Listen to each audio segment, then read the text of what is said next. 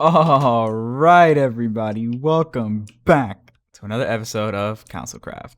And today, actually, you know what? Let's fix this. All right, now we can be a civilized people. There we go. Jesus. Anyways, what are we doing today? Today, we're actually going to be doing two massive projects. And what the hell? Welcome to the end portal? Whoa, this is way nicer. Oh, shit. Oh, okay, they just want us to walk this way. Okay, perfect.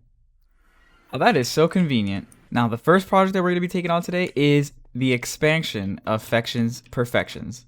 Yeah, that's right. We are going to be expanding our shop in the village, and that is going to not only bring us more space to stock more product, but it's also going to allow us to start selling mystery boxes, which I am so excited for. Anyways, we're going to get some ender pearls out because we actually need a couple of materials from this area. We're looking for purple blocks, and there's no better place to get purple blocks than from the dimension that they spawn in.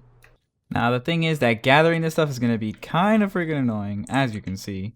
Now, the good thing is we don't actually need that much of it, but this is just way faster than, us making a farm for this. Because believe it or not, purple farms are a little bit complicated to make, but I don't doubt that we might do that one day. But for now, we don't need that much of it, so we'll just be getting it by hand. Alright, honestly, with these two stacks, should be just fine. Alright, and just like that, in and out, we got the blocks we needed. And boom. Right back home.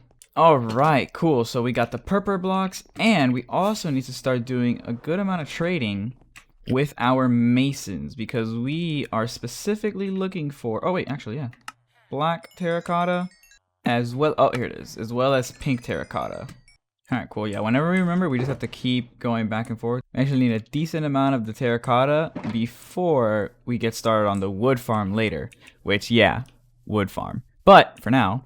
we're going to keep going because we need a couple more things, and then we can start on our expansion. A couple stacks of this, couple of these, stack of those, boom, back pow. We are going to need a couple of these, some of this, some of that, dash of string, boom, boom, and a healthy amount of dark oak and spruce, and exactly one of these.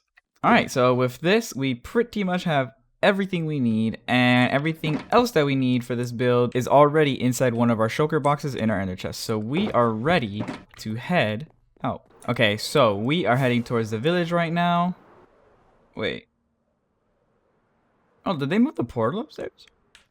Oh, they were talking about doing this, but I didn't know that they did it already. Oh, shit. Oh, whoa.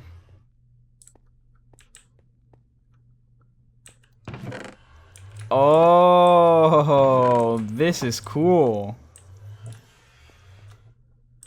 Oh, all right. Well, this is convenient. Man, gotta love CouncilCraft, man. We are back in the village, and where are we going to be expanding towards?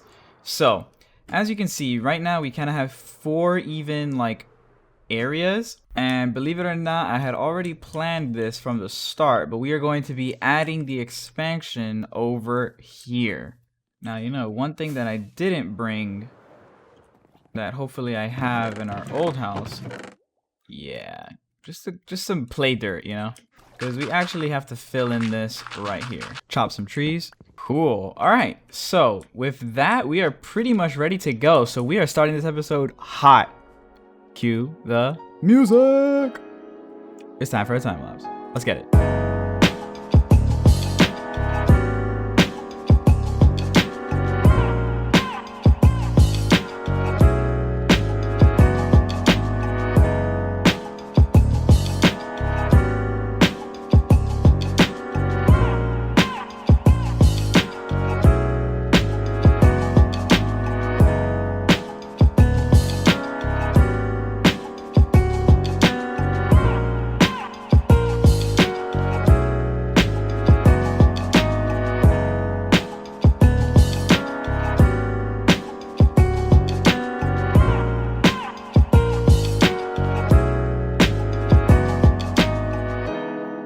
Alright, hope you guys enjoyed that time lapse. So before I go down here and explain everything about this shop, we gotta roll the intro. And after the intro, we'll talk about those 3 boxes back there.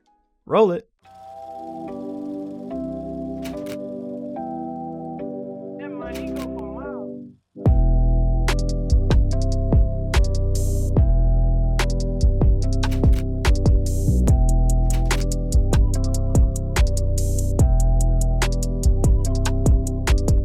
Alright, so guys, I love it. This looks so freaking cute. So you come down here, has nice colors, really prettily lit, and then just, oh my god, I love this decoration. Like, look, we have the purple blocks in the side mixed with spruce wood, dark oak, glowstone, white glass, and a nice pink terracotta wallpaper.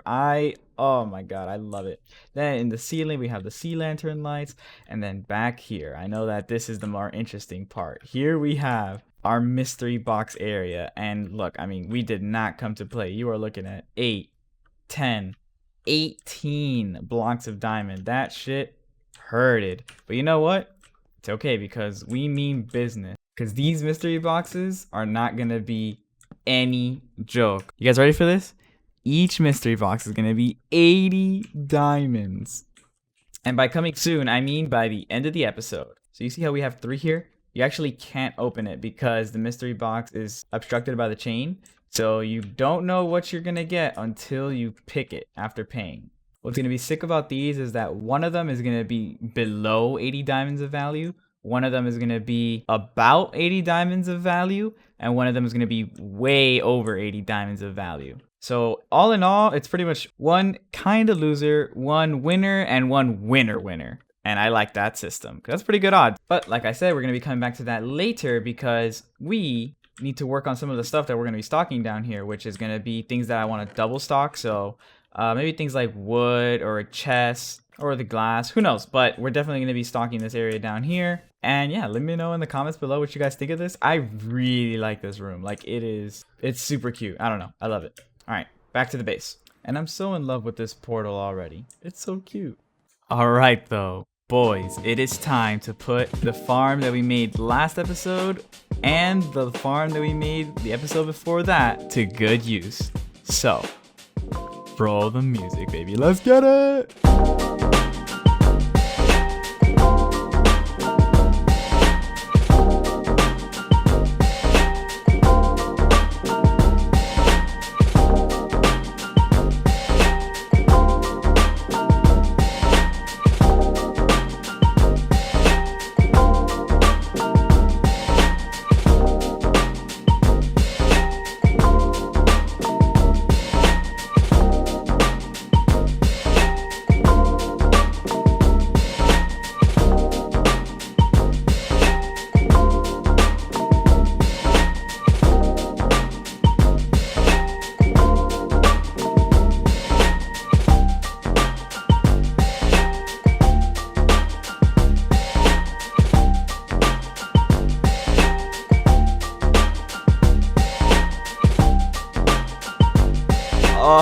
Alright everybody, holy shit. When I say that this is the most complicated farm that I have ever freaking made, I mean that shit.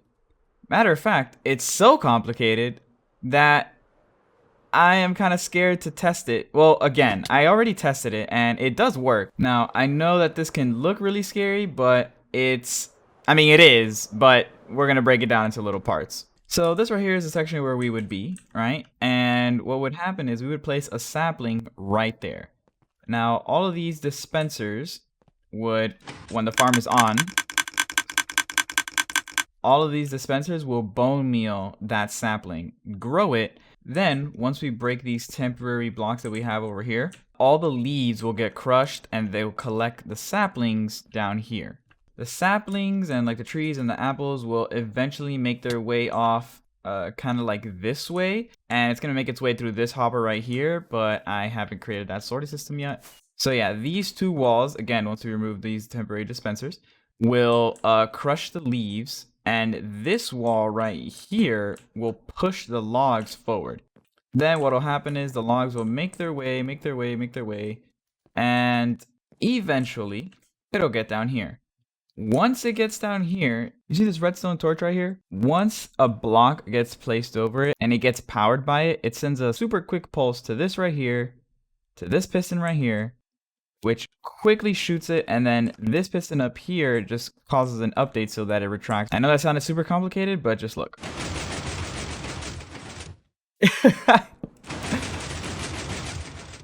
So yeah, pretty much it's like a train. So we place this, it'll go that way, and the same effect that's happening here happens at a whole bunch of different stations. And as you can see, they get crisscrossed, blah blah blah. And yeah, eventually they push down. But yeah, so this fires this way, and then this fires this way. And then eventually, as they're making their way down, all the pistons are here to create kind of like this solid piece of wood, pretty much. And then, which as you can see, I already tested it once, a piece of TNT gets ignited and it lands down here. And once we clear out this space, this will pretty much all be logs. It blows up and then everything gets captured at the bottom. Now, it looks pretty done. Well, I mean, it looks chaotic, but it looks like it's working. But there's still a couple of more touches that we have to do. So first off, we need to finish the blast chamber and the collection area.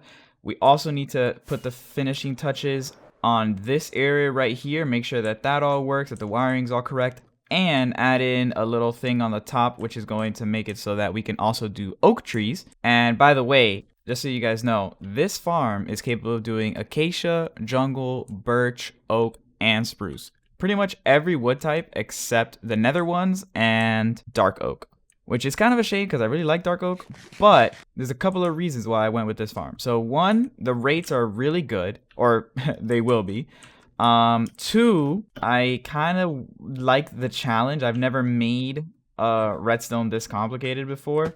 And by the way, if you want to, which I don't really recommend, but if you want to build this in your world, it's based off of an Ilmango design, which the link will be in the top right now. But anyways, another one of the reasons why I really like this is because of the variety. So this farm produces 5 out of the 6 wood types. And another cool thing is it's actually manual TNT. So it's not using like TNT dupers to set off the TNT that clears the logs.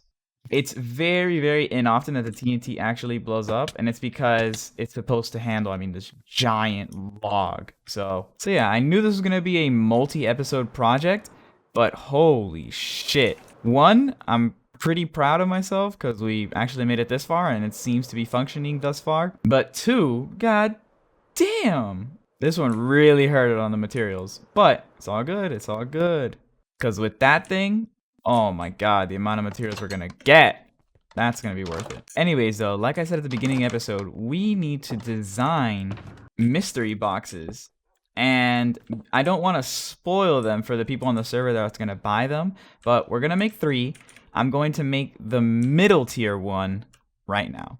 And the other 2, so the low tier and the really high, like the lottery winner tier, I'm not going to show those on camera, but I will record them so that once they do get sold, then I can show you guys what they got. And boom. All right, so this box, check it out. This shit is loaded. We got totems, tons of glowstone, gold, emeralds, blocks of quartz, tons of logs, a stack of chests, TNT, netherite. Like this box is gnarly. Now, like I said, I'm going to be putting up 3, but I'm only going to show this one on camera because don't want to spoil it for the people, but I will be recording them. So next episode or by whenever the fuck they're sold out, I will show you guys what's in the other 2. All right, so we are back in the village. I got the 3 shulker boxes in my hand and we go down here. Dude, I'm really happy with this build. It's so cute. And we're going to switch these out with the actual prizes. Oh, holy shit. Put a payment barrel right in there. Payment. Cool. So they'll drop the 80 diamonds in here and then pick out a shulker and hopefully they get lucky. Oh, this is fun. I'm excited for this. Holy shit. And now we wait. Oh, wait. Before we leave this area though, we have one last thing I want to add to the shop. So we're going to add a thing there, one of these here, and We're gonna put this back. We're gonna put a button there. Okay, and now we're gonna close this up. Put the quartz down, and now, whenever you come to shop, oh, oh, oh. Yeah, so we'll have little treats and stuff. I don't know. It's just something cute, you know. You never know what you're gonna get. You can just smack it on the way in. It's the little thing, guys. It's the little things. That's gonna do it for today's episode. But before we end it, we actually have a comment of the day. All right, and now, Jesus Christ, this thing is insane. But we are back in the village because it is time to read. So, how do you not lose interest in large projects? I usually find myself starting a larger project and slowly getting bored of it. Trappist. So first off, Trappist is like a pretty OG viewer. He's been hanging out with us like for a while, and he also has been popping up into literally all the live streams. I think he's been to every single one so far. And yeah, just wanted to give that little shout out. But to answer his question, it's actually really simple. The biggest thing is not biting off more than you can chew, because you can have a really cool idea, but if it is just out of the scale of what you can do in survival, eventually you're just gonna get bored of grinding it out, because you might feel like the end is just not even close no matter how long you've been grinding for. And then, you know, you get bored and you stop. That's why it's very, very important that you just don't bite off more than you can chew. It's better to have a small, completed project than it is to have a halfway done, not finished project just sitting in your world. Because the more you have of those in your world, the more you're gonna not like your world. Also, if you have a lot of projects that are really big and really grindy, it's also a really good idea to do them over time, if you can, of course. Like, for example, we have the sugarcane farm and the cactus farm, along with the melon and pumpkin farm, and those farms are functional, they're doing their job, but they're not at exactly where I want them to be yet, and we've been slowly but surely working on them throughout the series. And that's an approach that I would recommend to most people that are just playing, because that way if you have a project that you're like, I don't feel like working on this anymore, then you can just go ahead and get started on another project that you already had going, or maybe start up another small one. So yeah, good question, Trappist. Now I'm gonna do just like how my bees are doing. They're inside in the rain, and yeah, it is finally time to roll the outro. So I will see you guys in the next one. Peace.